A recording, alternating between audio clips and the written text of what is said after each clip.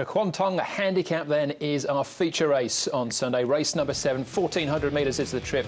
Class 1 level. 8 Skoda posts. Horse of Fortune heads them. Responsibly on board on the Premier Plate and the Ladies' Purse last year. Romantic Touch, Macau Hong Kong Trophy winner. Winner's Way 3 out of 5 course and distance. Magic Legend 4th on day, opening day behind Caesar Bloom. Marvel Hero, better form at Happy Valley. Jolly Banner, 3-time winner last season. Supreme Prophet was a Group 3 level winner. And Solar Hey, he was run up on opening day as well. Let's have a look at the speed map, Andrew. Winner's Way, potentially the leader. We know he was leading a lot of his races last season. Solar Hey with a very light weight, I expect will be handy. Jolly Banner in his most recent trial was ridden a touch quieter, so you'd see that potentially that could be the case.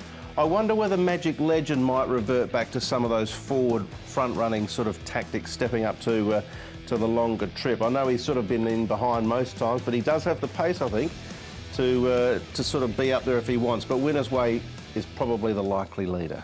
Yeah, it looks that way, and here is Winner's Way now as he comes down. He's going really nicely in the morning's Winner's Way, and we will see a trial from him later on when we highlight that. So he does go well fresh. He won fresh up last season, and he's going nicely. And as you can see, here's Jolly Banner. Now, Jolly Banner's going very well. Another horse that's trialled very well recently. And Chad Schofield has done all the work on this particular horse. I thought it was a really nice piece of work here from him as well. And he's another one that's going very well. So just the 2 horses. But I think they're the 2 of the main chances anyway. All right, we'll come back. We'll hear from Chad very shortly and look at Jolly Banner's trial as well. We're back at the touchscreen, though, to analyse this in a bit more detail. And we'll start off with Magic Legend. Now, of course, he ran on the opening day. Big run as well. Ultimately beaten by Seasons Bloom wide down the outside, but it did start to look like he was getting going late. It was. Now, stepping up to 1400 metres, you would think would suit him at this stage of his preparation. This is obviously over 1200 metres.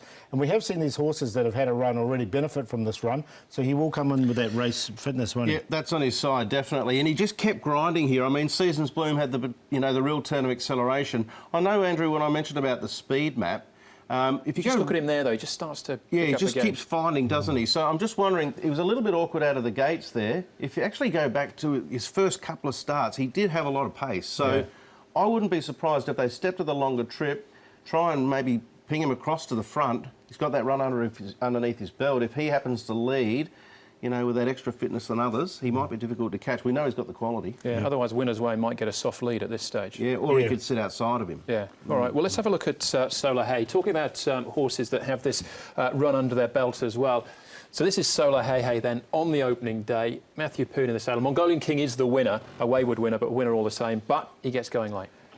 Had the 1 run in the class for a placing. Again, has the benefit of the run underneath the belt, a bit like Magic Legend. And the last part of the race really surging like Magic Legend as well. Class will be a real test for him here, but a very light weight, Paul. Yeah, 106 pounds. So it'll be interesting to see if Winner's Way does get an early lead, if Matthew Poon does take the bull by the horns and try and take him on, just to and make the use of that weight. But the way he raced there, he sort of just set him behind the pace. The time wasn't the quickest. They had one sectional early that was quite smart, but 1:21.97, that's over standard. Yeah, I think, look, when we had the trials early on in the season as well, a lot of the trials weren't that quick either. The tracks had time to repair. It's a lush, thick, dense grass, so I'm not surprised to see the times a little on the slow side, both at Shartin and at the Valley. All right, OK. Well, there's a couple of visual clues. So Winner's Way we've sort of touched on already. Let's hear from the man on board, though, Zach Purton. Zach, Winner's Way, he had a big season last season. You've done some work with him leading into the start of this season. How's he been going? Yeah, I thought his barrier trial was pretty good. Now it was the first serious piece of work he'd done this season. He was always going to improve off it, but he went out there and done his thing and seemed to be moving quite well. Is he a horse that impressed you with what he did for you last season? Yeah, he'd always shown that he had some ability, and he'd been a bit erratic in his races and done a few things wrong, but towards the end of last season he decided to start putting it together, and when he does get it right, you know, he's a handy horse. We saw what Seasons Bloom did, who also came out of the 4-year-old series last week. Do you think that this is a horse, Winner's Way, that can do the same, that can take that next step up potentially this season? He's got the potential to take another step, but whether he's going to get to that level, we'll just have to wait and see. You're drawn to. Would you plan to go forward? Yeah, if he jumps well, of course we go forward, but I'll just be guided by what Tony asked me to do.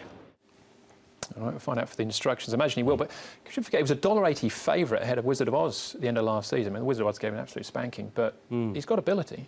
Oh, definitely, yeah. He's a quality horse. As Zach said, it's all about whether or not he can take another step this season, because he was right there. This is a good place for him to start. Yep. And he did win fresh up in his term last time, so he does go well fresh, and he's trialled well. So all right, so he's certainly one of the major players. That's Winner's Way. What about Jolly Banner? He's fresh up here as well. And his jockey is Chad Schofield. Very happy. I'm happy to be back on him. We know he likes to be fresh, and that's what he'll be on the weekend. And he's drawn a nice gate. He's well weighted. He's been carrying some big weights, but he's not going to carry very much on the weekend. And he's had a very impressive trial leading into it. When I pulled him to the outside there, he closed and hit the line very strongly. So he looks great. His coat's shining, and he's fit to run a good race. Absolutely boiling hot out at track work that morning. You can see the sweat running off Chad. He touched on that trial. Let's have a look at it of Jolly Banners. He's here. He's dropped him in a little bit, giving him something to do. Just as a point of reference, the horse out in front is All Great Friends. He's rated about 7. Well, he is rated 75, so he's not a bad yardstick. And when he gets going here, Paul, well, he looks in good form, doesn't he? He looks ready. He goes really well fresh. He's put on 22 pounds in the off-season, and I just really like the way he finished this trial off. It wasn't a particularly quick time, but the way he finished it off I thought was very, very good. He goes well fresh, as I mentioned, and look, he normally raced handy in his races, and he's won off 133 pounds. He comes in with a featherweight here. Yeah, he's very well rated. I like the fact they're just changing the tactics around, because he's rated 101. He's been around the 100, 101 for quite some time, so it doesn't look like he can get any further. If they want to try and get something extra from him, maybe a little change in tactics, so a little more patient, asking for a turn of acceleration at the end. I think they might get it too. All right, OK, so the pace speed map looks straightforward. 8 runners.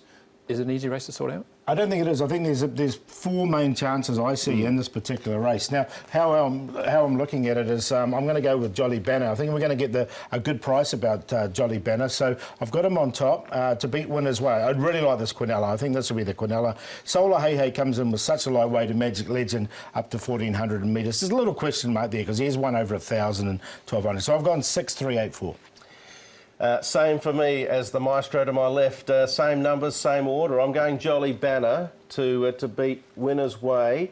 Solar Hey Hey and Magic Legend are the 2 horses that have got the benefit of a run underneath the belt. I think any one of the 4 potentially could be winning the race, but I'm a bit like Paul. I think, you know, Solar Hey Hey and Winner's Way and Jolly Banner are probably the 2.